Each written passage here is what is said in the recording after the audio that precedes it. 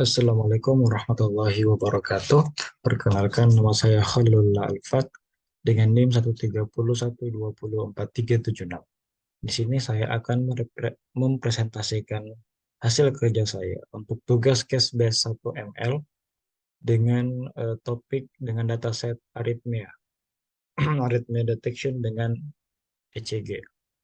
Di sini yang pertama kali saya lakukan adalah mengimport library-library yang dibutuhkan, yaitu pertama itu Pandas untuk manipulasi dataset, kemudian NumPy untuk manipulasi angka atau data numerik, kemudian Matplotlib dan Seaborn untuk membuat diagram, kemudian untuk pre-processing, terlebih lagi untuk data imputation menggunakan sklearn.impute, import simple imputer, kemudian untuk PCA menggunakan sklearn decomposition import PCA. Kemudian di sini untuk split dataset dengan menggunakan Sklearn model selection import train test split. Kemudian untuk metrik kita import accuracy score, confusion matrix, dan mean squared error. Kemudian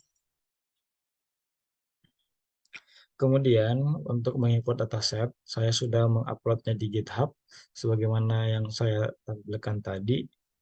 Eh, di sini saya menyimpan eh, datasetnya di dalam variabel df dengan di read sebagai CSV, yang mana tampilan aslinya adalah seperti sebagaimana sebegini. Eh,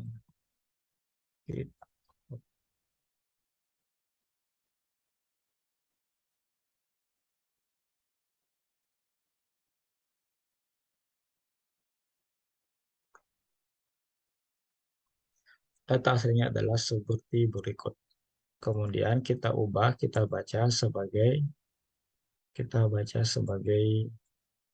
eh, kita baca sebagai CSV. Setelah itu, karena kita set header-nya sama dengan none, karena apabila tidak di set header sama dengan none, maka record data pertama akan menjadi nama kolom.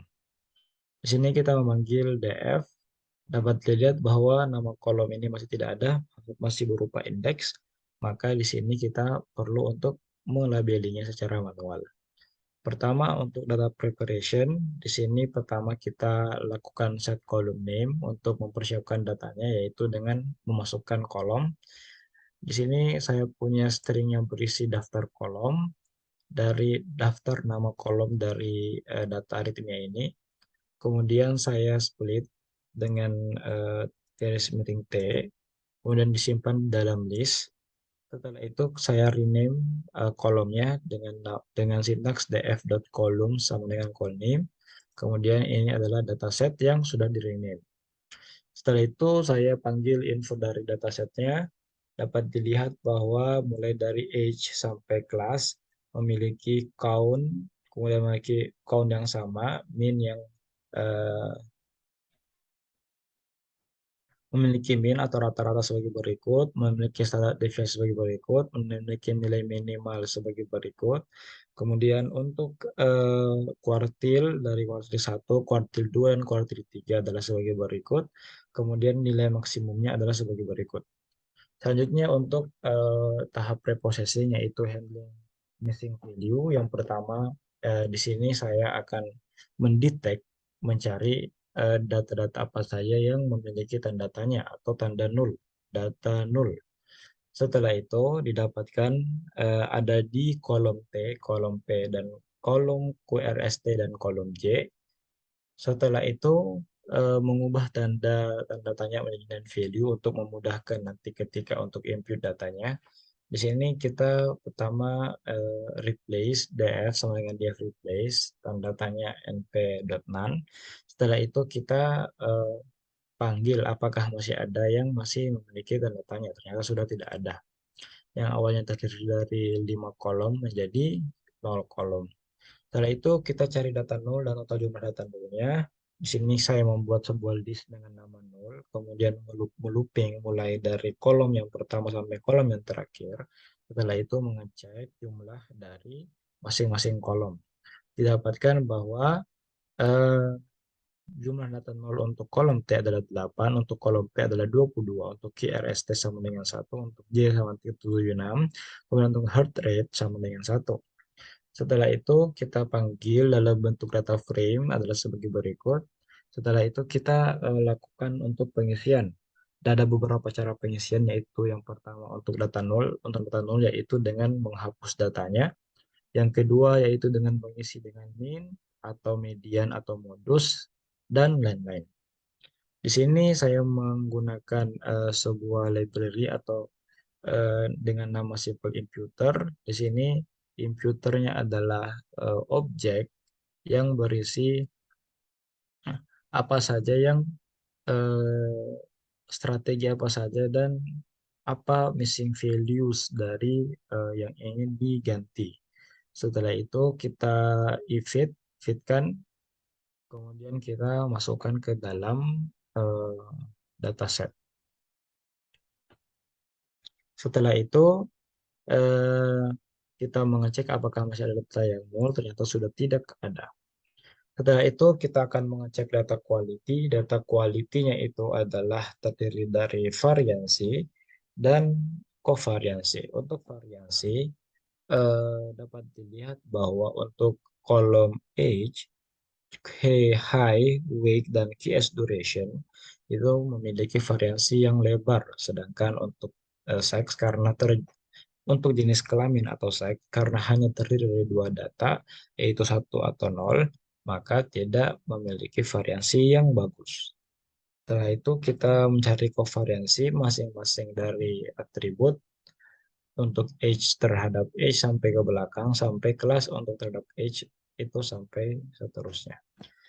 Setelah itu kita masuk ke data processing selanjutnya, yaitu untuk mendrop kolom dengan hanya satu nilai. Ternyata setelah kita eh, melakukan eh, melakukan beberapa hal yang di atas, itu kita dapat melihat bahwa terdapat looping untuk melooping mulai dari awal sampai akhir. Kemudian kita akan mengecek apakah data tersebut hanya memiliki satu nilai saja atau tidak.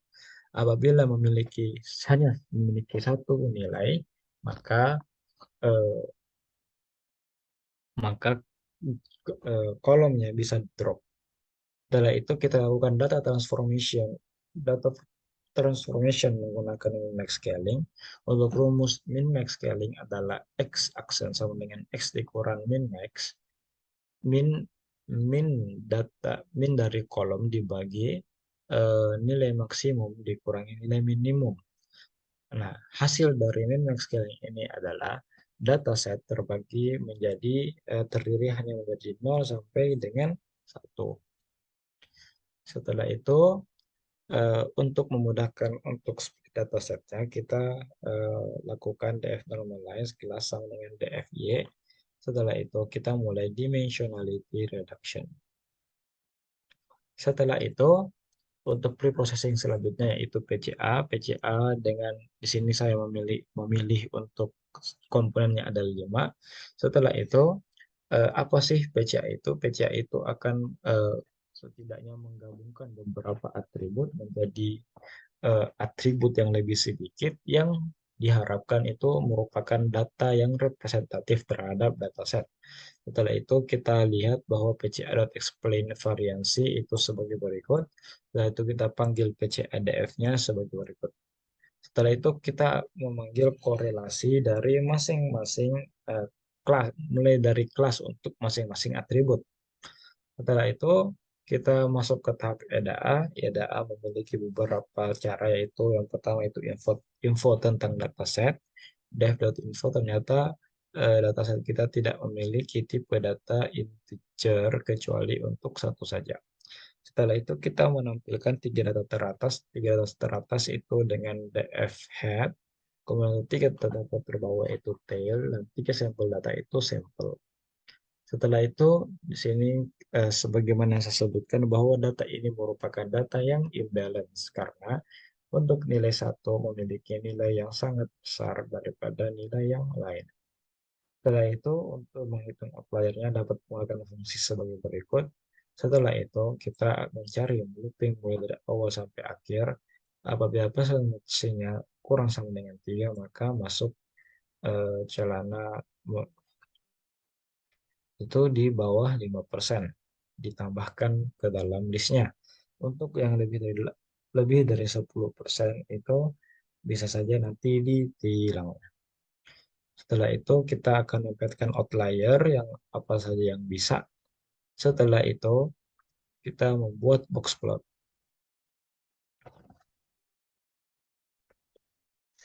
Setelah melakukan itu semua, kita mengecek lagi apakah masih ada artis yang mualaf. Setelah itu eh, mulai diunjuk rasakan untuk melakukan split dataset. Untuk split dataset sendiri yaitu untuk kelas untuk non target atau non circle, sedangkan untuk Y itu khusus untuk mereka saja. Setelah itu kita panggil extend.c terdiri dari 391 kolom, 391 baris dan 292 kolom. Setelah itu kita masuk kepada ANN model with TensorFlow. Yang pertama kita akan import TensorFlow STF, kemudian from TensorFlow.keras optimizers import RMSPOP. Setelah itu kita panggil YTrain unique, ternyata hanya memiliki beberapa dataset, memiliki beberapa nilai, dan itu tidak mengapa. Setelah itu kita membuat modelnya itu TF-Load cross sequential. Itu pertama kita flatten dulu, setelah itu kita lakukan activation function. Setelah itu modelnya di-compile, setelah itu kita buat callback. Apabila kita melakukan beberapa cara, apabila kita melakukan beberapa cara untuk ngobrol lagi, itu omongannya atau pembicaranya sudah habis. Setelah itu, di sini ada beberapa cara. Di sini untuk make callback tidak dikerjakan oleh tukangnya Hilman dan lain-lain. Nah, dapat dilihat ketika untuk eboh yang pertama itu tadi terdiri 0,5180 itu eh, bagus untuk data trainingnya. Setelah itu kita evaluate extend dan trainnya. Untuk loss-nya itu cuma 0,095, sedangkan untuk yang mengumpulkan 0,98. Setelah itu kita print hasilnya dan seterusnya. Gimana?